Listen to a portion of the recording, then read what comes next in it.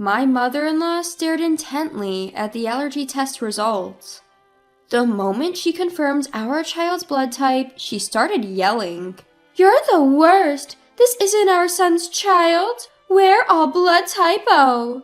She crumpled the test results and threw them on the floor in a frenzy. "I've thought something was off since you announced your pregnancy. You cheated! Divorce our son!" Quietly, I picked up the crumpled test results from the floor. Then I confirmed something instantly. "Yes, mother-in-law, he's not your son's child." My name is Kay Forrester, 34 years old. I live with my husband Jake in a rented apartment in New York, a workplace romance. Despite his busy work, Jake is a kind husband who actively helps with household chores. Even today when I came home, he had washed the frying pan and dishes used for breakfast. "Welcome back. Try not to push yourself too hard with the overtime. You won't be able to handle it, Kay." "I'm home, yeah, I know, but I can't just ignore them. I can't help it." While I was changing into my loungewear in the bedroom, a delicious smell wafted from the kitchen. Tonight's dinner appears to be my favorite, Jake's special fried chicken.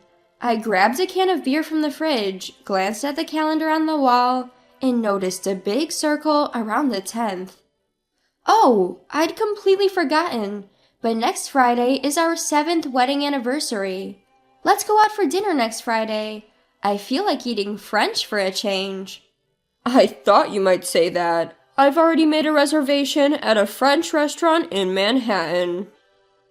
"Really? Thank you. I'm so excited." As I stuffed my mouth full of fried chicken, I deeply reflected on the 7 years that have passed since we got married. We don't have children. I thought getting pregnant would come naturally once married, but I didn't get pregnant even after 1 year or 2 years. My sister, who married 4 years after me, is now a mother of 2, and my friends were getting pregnant one after another. In the first few years, I was not desperate, and I could truly rejoice in the pregnancy announcements of those close to me. But now, even the pregnancy announcements of celebrities who have nothing to do with me are overreacting. I'm disgusted with myself, who can't honestly rejoice at the happy reports of others. Why won't a baby come to us? My mobile search history was filled with keywords about pregnancy. Whenever I had free time, I couldn't help but thinking about having a baby. Adding fuel to the fire was my mother-in-law.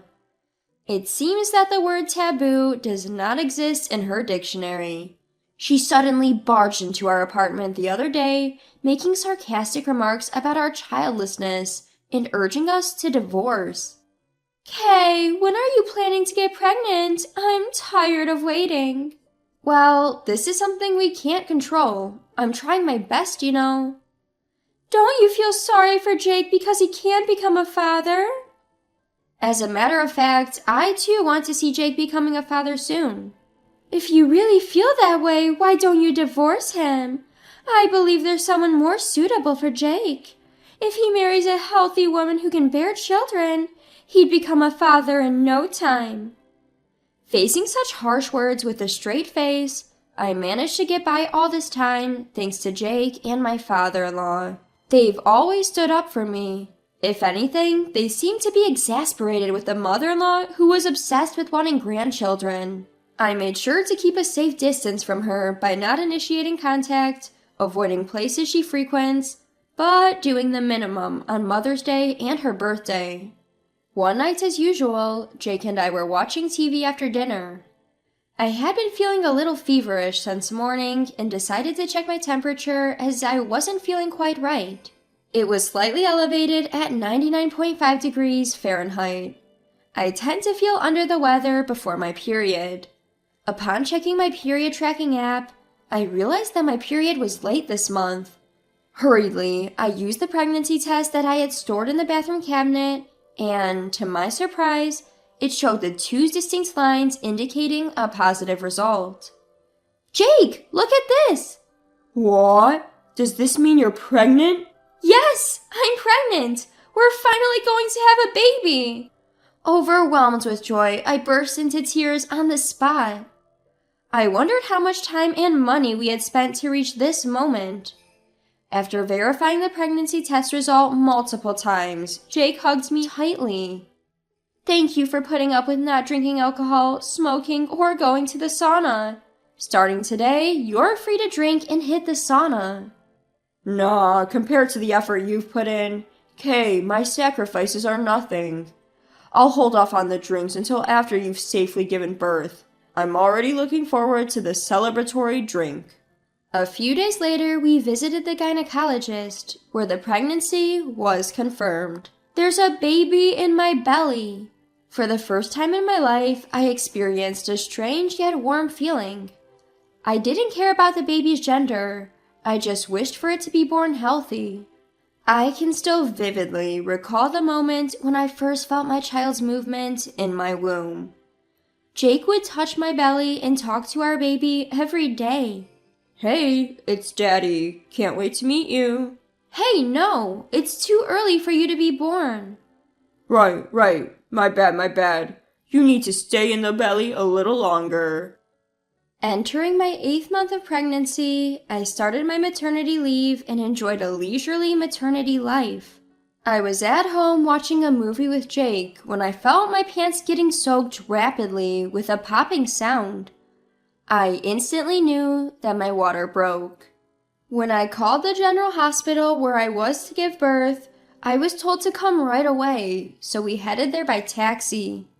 Finally, I was about to meet my child. Excitement was more predominant than nervousness. Upon arrival at the hospital, my labor pains began.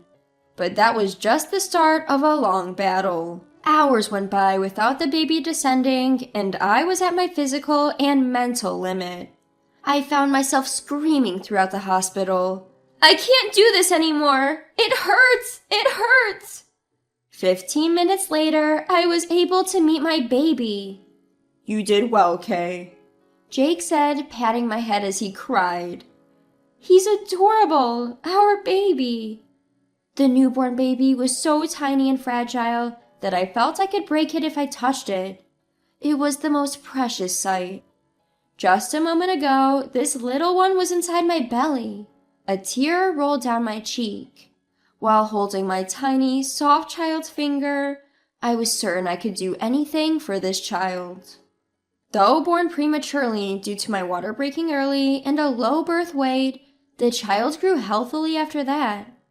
Time flew, and a few months later, it was time for the preschool debut. Hey, how about going to the shopping center next Saturday? We need to start buying stuff for preschool. What do we need? You know, a backpack, water bottle, lunchbox, that sort of stuff. Don't they serve lunch at the preschool? I think it depends on the place, right? Shouldn't we get an allergy test done before starting preschool? Huh? But we'll be packing lunch, right? Yes, but they provide snacks at preschool. Both of us have food allergies, don't we? We need to check if that has been passed on. You're right, it's a concern. Yeah, let's take our child for an allergy test soon. And the following week, we took our child to the hospital for an allergy test. There was a section of the questionnaire asking if we wanted to check the blood type as well. The blood type check was free. We decided to go for it since it was included. The test results would be sent to us by email later. The world has indeed become very convenient. A few days later, when I returned from shopping, there was an envelope in our mailbox. The allergy test results had arrived. After washing my hands, I immediately opened the envelope to check the results. As expected, our child seems to have a few food allergies. I felt a bit guilty about this, but it's okay. Jake and I both have a lot of knowledge about food allergies. Now there are many alternative foods and allergy-friendly foods available, and some children's allergic reactions lessen as they grow. I put the test results on the refrigerator door with a magnet so that Jake can check the results later.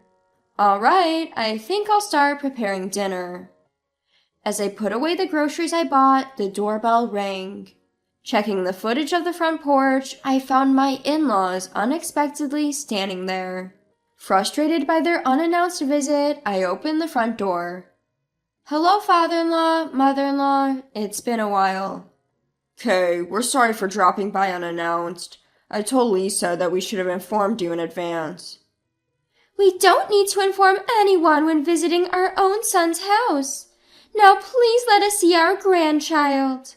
My mother-in-law barged in, spreading out the children's clothes and toys that she was holding in her arms all over the living room. All high-end stuff. My mother-in-law is a brand fanatic, the complete opposite of me, who has no interest in luxury brands. I started boiling water to make tea for my in-laws. "Wait a minute, Kay. What are you doing?" "Oh, I'm just about to serve tea. Please wait a moment." "I don't want to drink such cheap tea. Don't you have any other beverages?" My mother-in-law said and confidently walked over to the fridge. And then she froze in front of it. She was intently staring at the allergy test results paper stuck on it. "What's this?" "Oh, we thought of having an allergy test done before our child starts preschool." "That's not what I meant. I'm talking about this blood type." "Huh?" I shifted my gaze to the blood type next to our child's name. There it said type A. My mother-in-law, her face turning beet red, started yelling at me. "Kay, you are the worst!" "Calm down, please, mother-in-law." "How can I stay calm? This is not our son's child. All of us are type O." With a burst of anger, my mother-in-law crumpled up the test results paper and threw it on the floor. "I knew something was off when you announced your pregnancy. Kay, you cheated. I want you to divorce Jake. Of course we'll be seeking compensation." I calmly picked up the crumpled test result paper from the floor. And then I was certain of something. Actually, mother-in-law, it's the other way around. Jake is not your son. Jake has type A blood. Upon hearing this, my mother-in-law became enraged, claiming it was impossible because both she and my father-in-law have type O blood, accusing me of lying. She insisted that their son should also have type O blood, as per what she heard at the time of his birth.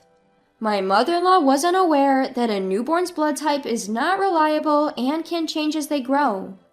"Here's the proof," I said, seizing the moment to show her a piece of paper. It was the results of a blood test that my husband Jake had taken as part of our infertility treatment.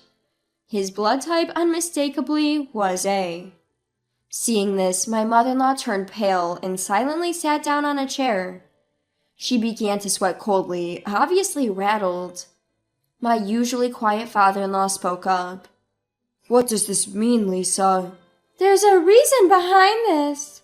"A reason? Are you going to make excuses? Stop messing around." This was the first time I had seen my father-in-law explode with such anger. I quickly told my child to go in the other room. Even if they couldn't understand yet, I didn't want them hearing this messy conversation.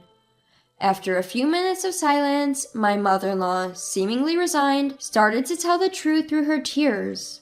It dates back 30 years. Early in their marriage, my father-in-law often went on long business trips abroad. As he worked for a trading company, he had no choice but to accept these long assignments, no matter the circumstances. My mother-in-law, having moved away from her hometown after their marriage and finding herself with no friends nearby, ended up having an affair out of loneliness. And, shockingly, the other man was a junior colleague my father-in-law was fond of.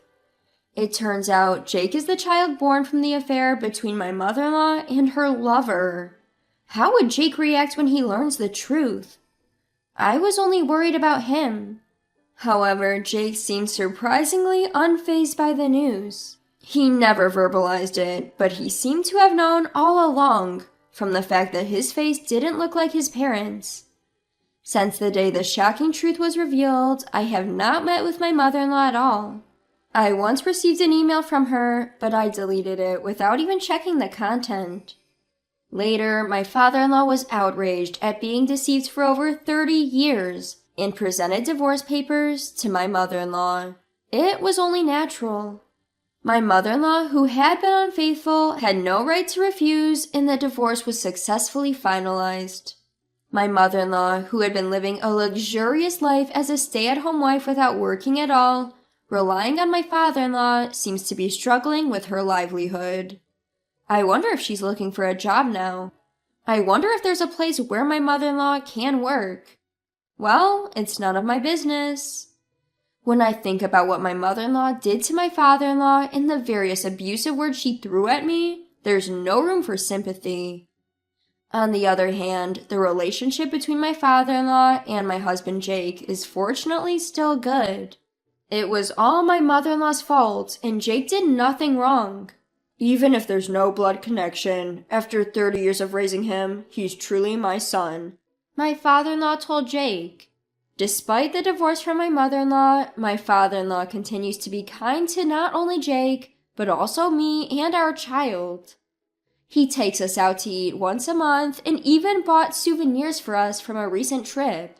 Before, every time I woke up in bed in the morning, I used to wonder what kind of unpleasant things would happen that day. But now, every time I wake up in the morning, I look forward to what wonderful things will happen. My world is beginning to be colored. Another new day begins today. I wake up my husband and child, prepare breakfast and pack lunches, and change their clothes. There are a lot of things to do. Surrounded by my beloved family, I am very happy.